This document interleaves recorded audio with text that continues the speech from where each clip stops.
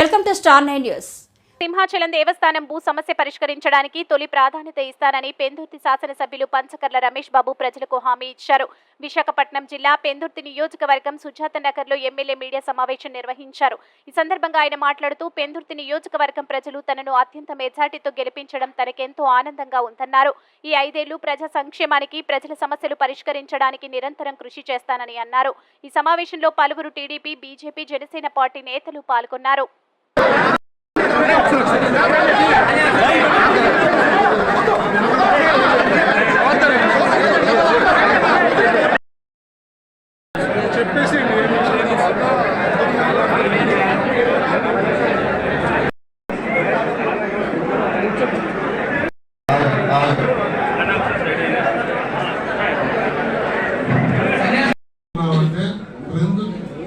ప్రజలకి నాకు బాండింగ్ ఉందండి అని నేను చంద్రబాబు నాయుడు గారికి, మా పవన్ కళ్యాణ్ గారికి నాకు టికెట్ ఇచ్చినట్లయితే పవన్ కళ్యాణ్ గారు ఎంపీ అభ్యర్థికి కూడా నేను 50,000 పైన మెజార్టీ ఇస్తానని చెప్పి ఆ విషయం నేను చెప్పి ఇస్తాను. ప్రతిరోజు కూడా బాధ్యతతో భయంగా కూడా ఎలక్షన్ చేశాను.